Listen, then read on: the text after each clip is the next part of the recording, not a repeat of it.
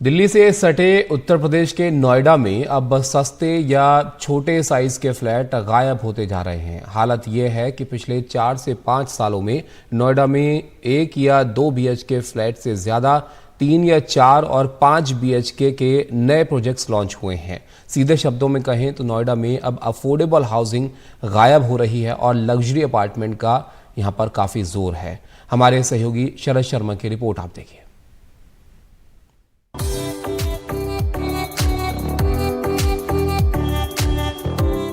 ये नोएडा सेक्टर 144 का एक लग्जरी अपार्टमेंट का 4 बेडरूम फ्लैट है।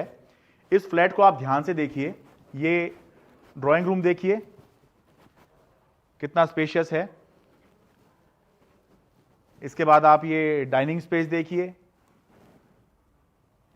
और फिर आप किचन देखिए, कितने स्पेशियस सब कुछ नजर आ रहे हैं। और फिर जरा एक बार बेडरूम की तरफ जाएंगे तो आपको महसूस होगा कि कितना स्पेशियस ये फ्लैट है।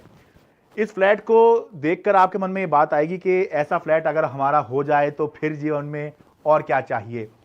लेकिन साथ में बात ये भी आएगी कि क्या हम इतना बड़ा, इतना ज़्यादा स्पेस वाला, इतना महंगा फ्लैट अफोर्ड कर सकते हैं। तो बात यह है कि आप अफोर्ड कर सकते हैं या नहीं कर सकते हैं, ये तो मामला ही दूसरा है। लेकिन जो मैं आज आपको बता रहा हूं वो ये है कि अब नोएडा में ऐसे ही फ्लैट आ रहे हैं, जबकि दूसरे जो फ्लैट हैं यानी कि 1 बीएचके या 2 बीएचके, ये फ्लैट आजकल नोएडा में नहीं आ रहे हैं, बल्कि 4-5 बीएचके और उससे बड़े जो फ्लैट हैं वो ही नोएडा में आ रहे हैं। तो आज की कहानी इसी बारे में दिखाता हूं आपको।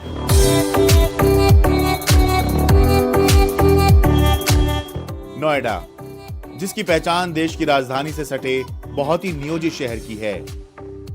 यूपी के इस जिले की एक पहचान ये भी थी कि जिसका दिल्ली में आशियाना नहीं, वो नोएडा में मकान या फ्लैट लेकर दिल्ली वाला बन जाता था। लेकिन अब नोएडा एक आम मध्यम वर्गीय परिवार की पहुंच से दूर होता दिख रहा है।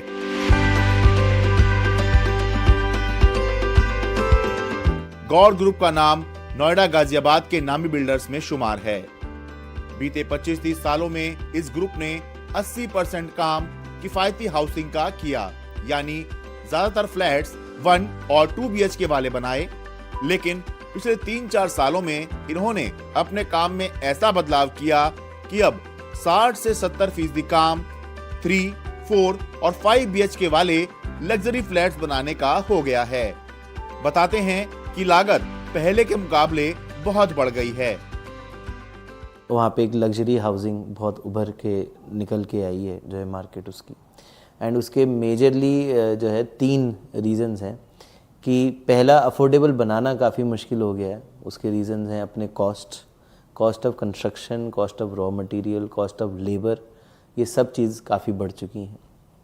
दूसरा, कॉस्ट ऑफ कंप्लायंस। लीगल जितने ज़्यादा हमारे ऊपर लॉज आ रहे हैं, चाहे वो रेरा के रिलेटेड हो, टैक्सेशन से रिलेटेड हो, तो उनको कंप्लायंस करना तो सबको ही है, बट उस कंप्लायंस की एक कहीं ना कहीं कॉस्ट है जो प्रोडक्ट में ही ऐड होती है। नोएडा में बीते 4-5 सालों में लग्जरी हाउसिंग यानी 3, 4, 5 बीएचके के लगभग 15 नए प्रोजेक्ट लॉन्च हुए हैं, जबकि बजट सेगमेंट यानी 1 और 2 बीएचके के लगभग 6 ही नए प्रोजेक्ट आए हैं।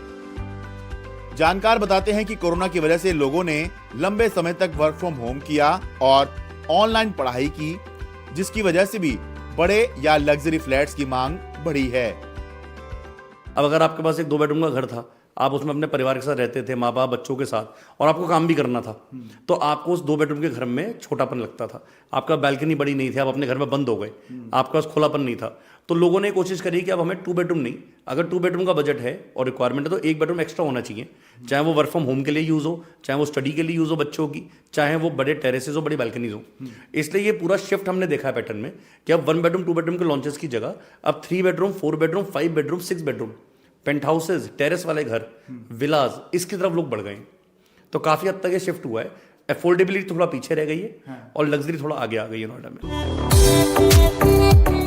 यानी अब नोएडा में घर खरीदना लाखों नहीं करोड़ों रुपए की बात हो चली है।